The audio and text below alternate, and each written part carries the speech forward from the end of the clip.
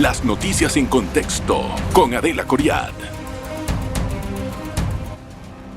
Me da mucho gusto saludarles. Hoy en Contexto vamos a analizar los retos que tiene la siguiente administración gubernamental.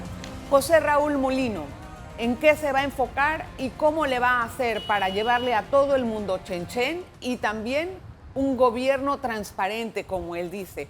¿Cuál va a ser su relación y su compromiso con Mulino, con el señor Martinelli, que también está pues esperando a ver qué es lo que va a pasar con su caso? Todo esto vamos a tenerlo en nuestro programa para poder analizar con detalle en qué se va a ir, por ejemplo, el esfuerzo en los 100 primeros meses, en los 100 primeros días, y también cuáles son las prioridades que debe de atacar el señor José Raúl Mulino ahora que inicia una nueva administración gubernamental. Para esto nos va a ayudar a nuestro analista político, don Juan Macay. Gracias, Juan Macay, bienvenido. Gracias por estar con nosotros en Contexto. Muchas gracias, Adelita. Es un placer para mí estar aquí. Si usted fuera José Raúl Mulino, ya una vez cimentado el gabinete y muchos de los puestos que hay, ¿no?, de directores de entidades, administradores, etcétera, que aunque faltan ratificaciones, por lo menos ya tiene armada la casa. ¿Qué es lo que debe de atender primero? Pero José Raúl Mulino, como presidente electo, tiene varios frentes de cosas que tiene que adelantar. Uno, es un tema que no tiene que tocar ya, pero tiene que empezar en 30 o 60 días a hablar de la Caja del Seguro Social. ¿Qué va a pasar con el Fondo de Inversión Vejez y Muerte? Todo el mundo dice que la Caja que quiebra. No es cierto que la Caja va a quebrar. Si el gobierno tiene que poner los fondos, los va a tener que poner, pero a un costo muy grande para el país. O sea que es algo que se tiene que atender, va a tener que cambiarse la ley y para eso tiene que tener una buena relación con la Asamblea Nacional. ¿Cómo lo va a hacer? Hay que esperar el 1 de julio para ver qué va a pasar y qué es lo que se va a negociar. Lo que yo sí creo que va a ser un tema político. Sí. Segundo tema que él tiene que ver es qué vamos a hacer con la deuda. La deuda se ha incrementado por muchos miles de millones en este quinquenio. Creo que fue una irresponsabilidad, porque si la plata se hubiera invertido en inversiones, en desarrollo, obras, en pequeñas y medianas empresas, hombre, estaríamos viendo el resultado este año o el próximo año. Pero se vio fue en pagar planillas, asumiendo que esa planilla iba a votar con ellos, y el PRD recibió el peor resultado en la historia de ese partido. Sí. El presidente va a tener que reconstruir muchas de las cosas que no se han hecho o se destruyeron. El gobierno del presidente Martinelli se caracterizó por muchas cosas, entre ellos la desinstitucionalización del Estado. José Raúl Mulino va a tener que volver a reconstruir mucha de esa parte de la reinstitucionalizar el país. ¿Por qué? Porque lo va a necesitar. Las instituciones, dice. Instituciones, el Canal de Panamá, la Corte Suprema de Justicia, los juzgados, una serie de cosas que donde tocaba Martinelli el dedo había algún problema. Nunca había habido problema en la autoridad del Canal de Panamá y su junta directiva. Apenas Martinelli nombró a la gente de él, automáticamente empezaron a tener problemas. Si Varela también nombró gente que no tenía ningún tipo de experiencia en la Igual Junta pasó en la Corte Suprema de Justicia. Tenemos una gran cantidad. A eso es la desinstitucionalización. Uno vino después del otro y uno hizo las cosas peor que el otro. Lo que pasa es que esas juntas directivas son precisamente reuniones de consejo de personas que supuestamente deben de estar relacionadas con los temas o deben de estar empapados o deben de ser excelentes administradores.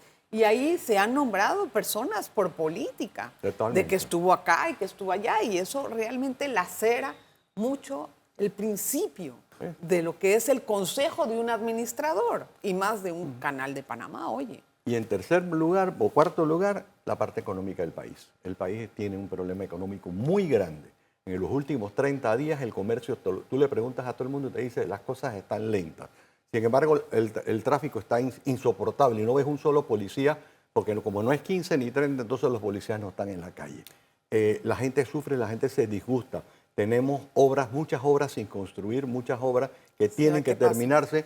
El país tiene que resurgir económicamente. Le voy a explicar, le voy a comentar nada más algo. como muchos piensan, es que en realidad aquí se dejó todo. No nada más se dejaron decisiones importantes, sino también reparaciones, obras sin terminar, escuelas que dan pena realmente, como están, gimnasios. Es decir, desde las obras de infraestructura más pequeñas o de los servicios que tenía que arreglar el gobierno por cuestiones que no son de gran magnitud económica, todo se dejó. Igual mira cómo se acabó el diésel para los carros de basura. O sea, ok, ya has retratado estos desafíos. Ahora la gran pregunta es, ¿tiene el gabinete para hacerlo? Hombre, todo el mundo aplaudió los primeros nombramientos que hizo. De los otros, algunos fueron criticados, otros han sido sospechosos, vamos a ponerlo con una palabra buena. Yo sí creo que hay que darle la oportunidad al presidente electo José Raúl Mulino. Hablar de 100 días como estamos acostumbrados a hablar, yo creo que es injusto. El país no va a salir, no es como la boya que va a salir en 100 días, no lo vamos a poder hacer. Seamos realistas, compatriotas y personas que viven en Panamá, el país no se va a reparar y vamos a florecer todo en 100 días. Pero debemos de ver algunas señales. Tenemos que ver una señal. O sea, yo quiero ver unas señales, ¿no? O sea, en ese sentido urgen esas señales. Adelita, aquí hay una realidad. El país está tan mal económicamente que aquí vamos a tener que, para terminar de poder salir a buscar más plata, vamos a tener que arreglar la casa. Uno, tiene que haber austeridad. Tiene que demostrarse que en la Asamblea no son necesarios 200 ni 300 millones de planilla para pagar gente, amigos o gente que trabajó en campaña. Eso no lo necesita la Asamblea. No lo necesitamos en los ministerios. No lo necesitamos en las instituciones autónomas. Tiene que o ajustarse los impuestos o subirse el impuesto ITBMS, que es el que paga todo el mundo. O sea, el país va a tener que ajustarse a una nueva realidad. Igual va a pasar. Sí, pero un momento. Podemos ajustarnos a esa nueva realidad, pero la nueva realidad viene acompañada de una rendición de cuentas. Y transparencia. Ya nosotros los ciudadanos no podemos estar sacrificándonos, pagando más impuestos y haciendo eso, mientras que los políticos no están acostumbrados a darnos cuentas y hacer prácticamente lo que ellos creen que debe de ser o lo que ellos quieren hacer sin rendir cuentas. Eso no va a ser más. Por eso empecé, más que por decirte del sacrificio que tenemos que hacer los ciudadanos, el sacrificio que tiene que hacer el gobierno. Sí. Ir a medidas de austeridad entre las que están. Quebrar las botellas, vamos a decir las cosas como son. Híjole. El gobierno está lleno de botellas, tenemos que sacarlas. Voy a hacer la pausa, Juan. Vamos a regresar con más En Contexto. Por favor, quédese con nosotros. En breve regresamos con En Contexto. Hoy conversamos con Juan Macay acerca de los retos del nuevo gobierno, del gobierno de José Raúl Mulino. Hay algo importante y que sí afecta ya al país, o más bien impacta a nivel internacional, y es la migración. El señor José Raúl Mulino hizo una gira al Darién y para ver, ¿no?, cómo se puede contener esto. Ha hablado de vuelos de deportaciones pagados por Estados Unidos. Eso no se ha concretado. Pero, ¿qué debería de hacer Panamá en el tema del Darién, de la migración? Mira, yo creo que la frontera con Darién, con Colombia, por la selva del Darién, es una frontera tan porosa como pudiera llamarse la frontera de Bocas del Toro con Costa Rica. Es muy porosa. Y donde te cierren una trocha, te abren 3 más. Y donde se compliquemos la vida y vamos a cerrar te hacen un túnel como los que tienen en la nación más poderosa y con mayor ejército del mundo. Entonces, tenemos que trabajar de la mejor manera. Hay una realidad que lo que pasa por aquí, el 99% termina en Estados Unidos. Entonces, Estados Unidos tiene que asumir su responsabilidad y yo creo que la está asumiendo. ¿Cómo? Esos campamentos que hay en Darién no los está pagando Panamá, alguien los está pagando. Parte lo están pagando la Organización de Naciones Unidas. Mucho lo paga Panamá. Pero Panamá paga lo mínimo. Los costos que ve eso no salen del gobierno de Panamá. Está saliendo de la ONU y lo está pagando alguien más. Y yo quiero pensar que es Estados Unidos. 70 millones se gastó el gobierno el año pasado en temas migratorios. 70 millones en temas de seguridad. De lo que se sabe. Sí, de seguridad, de alimento, porque les dan alimento. Tienen que estar ahí los guardias de Senafront, etcétera, ¿no? Muchas cosas. 70 millones en todo el año. Tienes el tema, un tema salud. Estás gastándote una plata en salud en el área de Darién para personas que no son panameñas, que no se van a quedar en Panamá y que van de paso. Por eso te digo, sigo insistiendo que hay alguien más que está ayudando a aportar en la caja común. Si es Estados Unidos, si son otros países, no lo sé, pero la realidad es que el flujo migratorio no va a parar. El flujo migratorio va a seguir y lo que tenemos que ordenarlo, controlarlo, en la misma forma como lo hace Estados Unidos. Tienes que poner mayor seguridad en la frontera. Estados Unidos no tiene control. Tiene un control. Ahora mismo tiene un control mucho más grande que el que tenían hace 5, 7 años. Y la solución no es una cerca. La cerca no resuelve absolutamente nada. Y los traficantes de personas lo han demostrado en la frontera con Estados Unidos. A ver, Juan, es que mire, cuando hablan de poner control en la selva y de poner más unidades, yo lo veo ridículo. Porque tú sabes todo lo que mide esa selva con Colombia. Sí, lo sé perfectamente. Son más de 300 kilómetros cuadrados lineales. Impenetrable en muchas lineales. áreas. Y eso es una jungla. Vamos a poner un policía cada X minutos. No, eso Tampoco no lo puedes puedes hacer. poner un policía en la ruta, porque el crimen organizado, no tienes idea qué bien funciona en Colombia. Se van por acá, se van por allá, tienen la ruta excelente para los migrantes. Cuando llegan aquí viene un problema inmenso. Aquí ya no pasan a la parte de Panamá. Y ahí es donde empiezan también muchas situaciones. Pero el crimen organizado va a empezar a hacer otra ruta. Les cortas este lado y va a ser entonces. Por eso digo que es una la frontera solución? porosa. Es una frontera porosa tratar de manejarlo de la mejor manera posible y sacarlos del país lo más rápido posible. A los que vienen con un prontuario, como ya ha pasado en muy pocas ocasiones, devolverlos. Y ahí Colombia tiene que asumir su responsabilidad. Colombia no está asumiendo la responsabilidad porque no le conviene, porque le echa la culpa que por qué los pobres venezolanos que deberían es arreglar el problema en Venezuela. Eso es demagogia, lo que está haciendo el presidente de Colombia. Pero es un tema que una realidad que desde Puerto Valdía hasta el Pacífico panameño hay trochas, no tan grandes, porque las que hay en el área hacia el Atlántico donde más reciben ayuda, donde reciben la posibilidad de que por Western Union, por quien sea, les manden fondos para que ellos les paguen. Colombia no está controlando a los coyotes, que son los que tienen un negocio multimillonario. Sí, no, es el crimen organizado. Totalmente. No es ni siquiera coyotes, es crimen organizado. Son coyotes pagados por el crimen organizado, tienen porque todo es un el negocio servicio. de millones de dólares. Usted sabe cuánto se pudieron haber hecho. Mira, el año pasado, haga una matemática en la casa. Cada persona pudo haberle cobrado entre 300 y 500 dólares. Entre 300 y 500, depende del servicio, o tal vez más, depende de la ruta. ¿Cuántas personas pasaron el año pasado? 520,000. Haga la suma, haga la multiplicación para que te des cuenta. Todo eso pudo haber entrado a la cartera del crimen organizado. Es ridículo. ¿Qué debería de hacer? Voy a cambiar el tema. ¿Qué debería de hacer Mulino con el Suntrax y sus cuentas bancarias? Con las cuentas bancarias, si ellos violaron la ley bancaria, no se les puede abrir. Pueden cerrar todo el país si ellos quieren. Violaron la ley bancaria, no se les debe abrir la cuenta. Si en el caso de que el Suntrax vaya para la calle, el gobierno tiene excelente inteligencia. Ellos saben dónde, cuándo y quién las va a cerrar.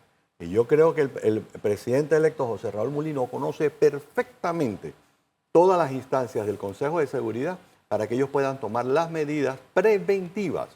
Y si hay que tomar medidas represivas, las va a tener que tomar. El país no aguanta cierres como los que tuvimos el año pasado, a finales del año pasado. Hemos tenido algunos intermitentes. ¿Cuál cree que puede ser la reacción de Mulino ante ese tipo de cierres? ¿Cómo va a reaccionar el gobierno? ¿Va a negociar? ¿Va a reprimir? ¿Qué va a hacer? El gobierno tiene que actuar en relación para proteger el bienestar de la mayoría. Y así como yo digo, yo soy un creyente de la ley, pienso que José Raúl Mulino, como presidente de la República a partir del día 1 de julio, va a hacer cumplir la ley. O sea, que va a salir a reprimir. Va a tener que hacer lo que tenga que hacer, ya sea preventivamente o represivamente, si así fuera necesario. Quiere decir que vemos un gobierno tal vez de confrontación. No, de acción. El país no puede ser secuestrado por... Es que ¿Cuántas personas sacó Maribel Gordón en las últimas elecciones? 20,000 votos. Hágame el favor, menos. hombre. Creo que menos. Pero lo que queremos entender es que no se va a quedar el país a la deriva. Eso es Yo creo que como pasó en noviembre, que fue fenomenal ese mes.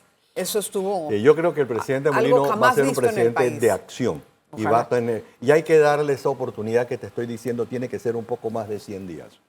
¿Cuál va a ser la relación de Martinelli y Molino una vez que pase el 1 de julio? Hombre, yo quisiera saberla con certeza, pero si yo quisiera pensar que el presidente electo, en todas las reuniones que ha tenido, políticas que ha tenido, ha podido haber llegado a acuerdos políticos que le van a permitir una buena relación con la Asamblea Nacional, que es una de las cosas que él necesita. Yo creo que a Ricardo Martinelli le van a dar su salvoconducto y se va a tener que ir del país. No será del gusto de muchos, mucha gente no lo creerá. ¿Cree que se quiera ir? Yo no sé si él se quiere o no se quiere. Es un reo condenado, es un criminal condenado que está escapado de la justicia. A ver, vamos a analizar los temas al regresar de la pausa. Podemos analizarlo con más detalle. No se vaya, por favor.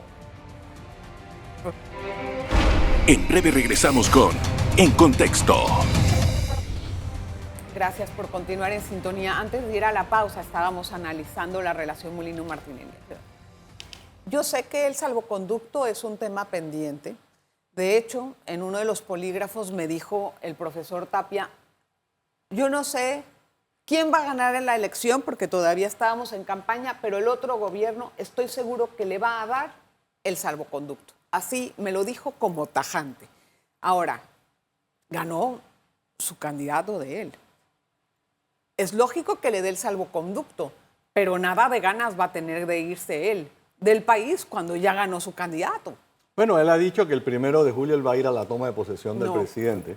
Lo escribió en Twitter y el presidente le contestó, mi amistad con Ricardo, soy amigo de Ricardo Martinelli, pero llega hasta donde está la ley. Luego creo que él le respondió que no. Entonces, exactamente. Entonces, yo creo que, hablábamos fuera de cámara, el indulto y la reducción de pena tiene que ser, después que haya cumplido algo, un porcentaje de la pena. No es el caso. Una ley de amnistía, yo la veo muy difícil en las condiciones en las que está la Asamblea ahora mismo. Yo creo, José Raúl Molino tiene que dar una buena imagen internacional. Y la ley le dice y lo obliga a él a hacer cumplir la ley. El 1 de julio, si Ricardo Martinelli está en la calle, tiene que ser arrestado. Tan sencillo como eso. ¿Quiere el salvoconducto o quiere ir a La Joya? Escoja cuál de los dos, o al Renacer o por haber sido un expresidente. ¿A poco tú crees que a donde él quiera. Pero él, a mi juicio, le van a dar el salvoconducto. Ojalá se lo dieran ya. No, pero yo sé que esa es una de las posibilidades.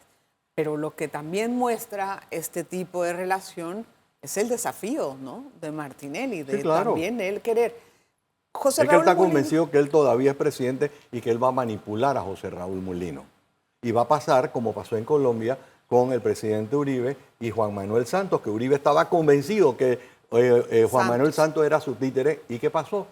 Le hicieron un gobierno horrible. ¿Por qué? Porque Uribe no lo dejó gobernar y se la pasaron peleando. Molino en este momento, sabemos que él entró a la presidencia respaldado por la popularidad de Martinelli. ¿Qué tanto ha avanzado Molino desde la toma desde la proclamación de él como presidente hasta ahora en su popularidad? ¿Tú lo ves más afianzado? ¿Cómo ves esa balanza? ¿Estás aquí por mí o estoy también por mis propios méritos? Yo creo que José Raúl tiene hoy un 17-18% de apoyo del bloque martinelista y el resto del apoyo que él tiene es de él. Yo creo en esa frase que dice rey muerto, rey puesto. Y él es el rey, él es el presidente de la República. Y el 1 de julio nadie le va a dar órdenes. José Raúl Molino es una persona, lo hemos visto en muchas de sus facetas. Yo conozco a José Raúl Molino hace muchos años, desde antes de la época de la cruzada civilista. Y es una persona dura, es una persona que a mi juicio luchó por la libertad, la justicia y la democracia en este país y va a tratar de hacerlo en esta vuelta. No son los tres conceptos con los que Martinelli ha gobernado en este país. Bueno, si no es así, van a chocar de alguna manera. Definitivamente. ¿Qué tal? se dice que todavía la relación está en planos positivos. ¿Cuál es entonces en este sentido el futuro? Bueno, no el futuro de Mulino, pero sí en cuanto a la forma en que ellos podrían entablar consensos. Por ejemplo, Mulino necesita hablar con jefes de partidos políticos o con todas las decisiones espinosas que vienen ahora. ¿Cómo haría Mulino con todas estas fuerzas que se oponen sin chantajes? Explícame. Va a tener que hacer política. Por primera vez en este país, en muchos años, se va a tener que trabajar política. No la política de la chequera, no la política del que hay para mí. Se va a tener que trabajar política. Pero también se tranza en esa política. Claro, también hay favores. En todos lados del mundo se tranza. Se tiene que negociar. ¿Qué es lo que están dispuestos a perder, negociar, andar? Yo no lo sé. No lo sé porque yo no he estado en ninguna reunión ni en ninguna conversación. Pero yo sí te pudiera decir, por ejemplo, que uno de los anhelos de la bancada más grande que hay en la Asamblea Nacional es el reglamento interno de la Asamblea. Si se puede negociar y se puede transar un buen reglamento interno para la Asamblea, ¿por qué no el bloque de Mulino no apoyar esa iniciativa? Y eso es política, y eso es 100% política, la ves en Europa, la ves en el norte, la ves en el sur. Al contrario, es una nueva forma de tener a todo el mundo. ¿Y tú crees que se va a poder luchar contra el clientelismo, aquello de que los cupos, te hago esto, pero me das ciertos cupos en tal institución, en tal... ¿Tú crees que eso se va a poder hacer? Yo aspiro a que sí. No, yo no creo que lo vamos... Adelita, y en este mismo programa yo te dije, ninguno de los candidatos tiene la varita mágica para resolver todo el problema de los países. Aquí tenemos un problema cultural, tenemos un problema de educación que no es saber quién era Rodrigo Bastida ni Cristóbal Colón. Aquí tenemos un problema de valores, aquí tenemos un problema de crisis y tenemos que enfrentarla. No se puede resolver en 5 años. Y queremos el dinero inmediato. ¿Cuáles van a ser las relaciones internacionales de Panamá? Ojalá las recuperemos. ¿Cómo se pueden plantear dentro de la derecha de Mulino? Porque es un hombre de suma derecha y ya vemos que para la toma de posesión los países de izquierda no están mandando a sus principales. José Raúl Mulino fue canciller de la República, fue vicecanciller y canciller de la República. Yo creo que él tiene la experiencia, yo creo que él tiene la voluntad. Y no nos llamemos engaños, las relaciones internacionales de Panamá no han sido las mejores desde Samuel Luis Navarro. Desde ese entonces, las relaciones no han vuelto a ser la misma. Ahora, trajimos el Consejo de Seguridad. El Consejo de Seguridad no se negocia en 1 año, ni 3 años, ni 5 años. No, eso empezó con Martinelli, eso lo hizo hace Roberto mucho Enríquez. tiempo. Entonces, seamos reales. Aquí tenemos que tomar... iba a decir el toro por los cachos, pero el animal por la cabeza y empezar a trabajar las relaciones internacionales que el país necesita.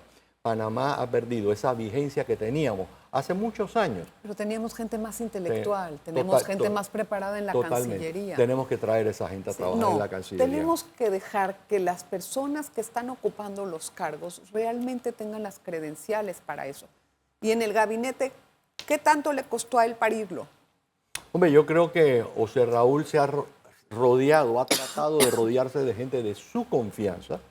Tengo entendido que si ha habido algún tipo de negociación con RM, porque él no se iba a pelear con RM por adelantado. Hubo nombramientos ni con Cambio Democrático, pero tiene gente de su confianza, gente que lo va a poder ayudar, que no le va a estar serruchando el piso y que no van a estar haciendo eso que nos preocupa a ti y a mí. Nómbrame a no sé quién, yo te nombro aquí en este gabinete, en este ministerio, y tú me nombras al otro. Creo que eso es parte de lo que José Raúl no va a permitir que se No me dé el nombre, pero ¿cuántas llamadas tuvo que hacer José Raúl Mulino a un ministro para que le aceptara? 5 o 6 llamadas. En caso, yo sé de 2 o 3 ministros que él tuvo que llamarlos varias veces hasta que finalmente recibieron otra llamada y el ministro aceptó el cargo, la ministra aceptó el cargo. ¿Y por qué esas figuras en específico? O sea, el menú... José Raúl Mulino necesitaba, para empezar, gente de su confianza, gente en la que él pueda confiar, gente en la que él no tenga que estar encima vigilando los que hagan su trabajo. Esa es parte de la responsabilidad de él como presidente de la República. ¿Y tú crees, por último, que haya una verdadera lucha contra la corrupción en este gobierno? No lo sé, yo aspiraría que sí. Yo creo que José Raúl Mulino trabajó muchos años en la cruzada civilista y en el gobierno del difunto presidente Endara. Ese fue su firma, vamos a poner la rúbrica de lo que él es. Ahora tiene la oportunidad de demostrarlo, él como presidente, no como pichón de presidente del otro. Sí, será un verdadero desafío y una oportunidad interesantísima para él, cómo va a dejar su nombre. Exactamente. Ya sabemos cómo se va a ir Nito, ¿no?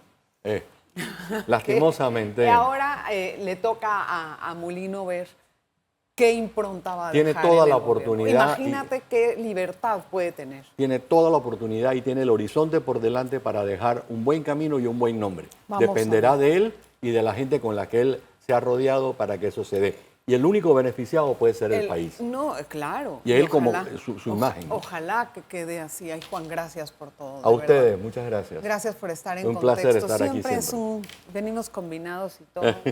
Gracias, de verdad. Recuerda que el 1 de julio ECO te invita a ser parte de una cobertura histórica que marca el inicio de una nueva etapa para nuestro país. A las 7 a.m. la instalación de la primera legislatura en directo desde la Asamblea Nacional. Luego, la toma de posesión del nuevo presidente José Raúl Mulino desde el Centro de Convenciones Atlapa. ECO, tu referencia en información. No te lo pierdas. Y nos vemos la próxima. Las noticias en contexto con Adela Coriad.